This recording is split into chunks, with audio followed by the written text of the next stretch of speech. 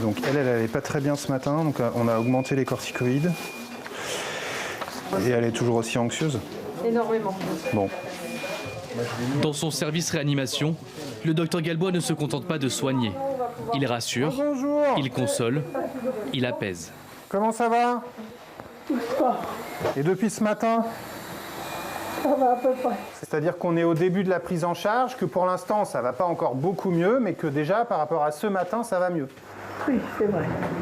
Depuis 2 semaines, le nombre d'hospitalisations en réanimation stagne à l'hôpital Claude Gallien. Les malades de la Covid occupent la moitié du service. Pour cette patiente, l'espoir de fêter Noël en famille est envolé. Elle passera les fêtes dans sa chambre d'hôpital. J'ai mes petits-enfants qui viennent, les arrière-petits-enfants.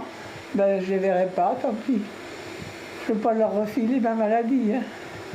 On a des vidéos par téléphone, ce que j'apprécie beaucoup. Il faut être raisonnable. Il ne faut pas penser qu'à soi.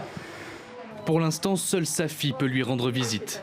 Comme à son habitude, le docteur Galbois prend le temps d'expliquer la situation.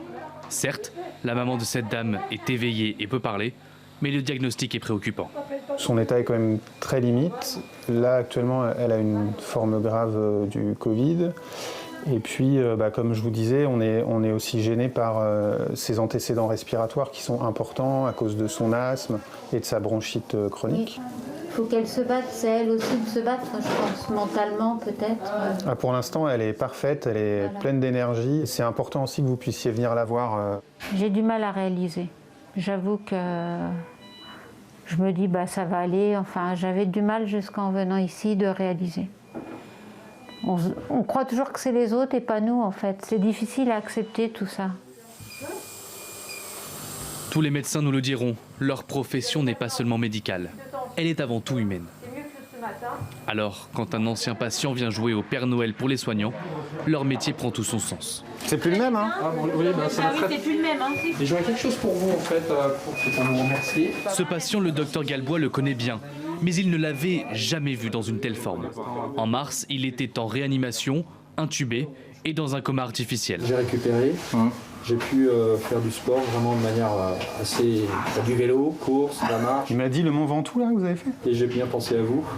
Je ne sais pas comment vous remercier, je ne sais pas comment exprimer ma gratitude. Vous l'avez déjà très bien fait. Que vous ayez fait le Mont Ventoux, ça suffit. Tu vois, moi, ils m'ont touché au cœur, hein, par leur prévenance. Je n'ai jamais été auparavant dans ma vie redevable comme ça. C'est pour ça qu'on fait ce métier, donc c'est très important pour nous. Il y a des patients dont on se souvient toute la vie et je pense que celui-là, on s'en souviendra. Sa vie, cet homme la doit à l'équipe du docteur Galbois. Des soignants mobilisés et fatigués, mais dans l'espoir que cette pandémie change leurs conditions de travail. Ça a mis en lumière le fait qu'on n'est pas assez nombreux en tant que médecins de réanimation et il y a un vieillissement de la population médicale, donc il faut absolument augmenter le nombre de médecins formés. Et puis ça a mis en lumière aussi la spécificité des personnels paramédicaux, des infirmières et des aides-soignants qui ont un métier particulier qui pour l'instant n'est pas reconnu ni valorisé. Pour l'heure, le service du médecin s'achève.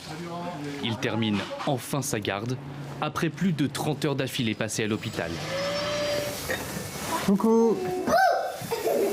Le docteur Galbois redevient Arnaud et retrouve sa petite famille pour une courte durée. Je retourne à l'hôpital demain matin, donc je serai présent que samedi après-midi et dimanche je suis à de nouveau de garde. Donc c'est vrai que ce week-end je les verrai que samedi après-midi. On s'y habitue, après ça fait partie du métier et c'est indispensable de toute façon qu'à tour de rôle on soit présent la nuit.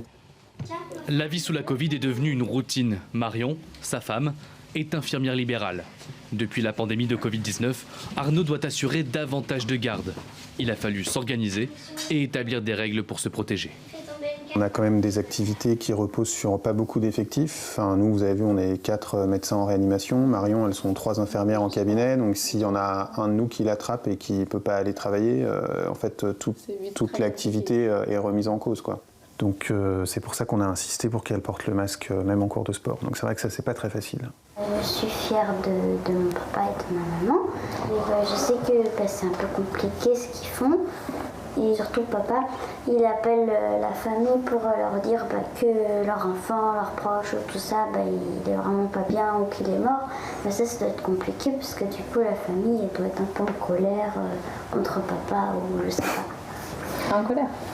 Peut-être, je sais pas. Non, ils sont tristes, mais ils sont quand même rarement en colère. Parce qu'ils savent qu'on a fait tout ce qu'on pouvait faire. Pendant les fêtes, Arnaud restera à l'hôpital mais compte bien en profiter pour recharger les batteries et prendre du temps avec sa famille. Des moments importants avant les premières semaines de janvier qu'il redoute compliqués.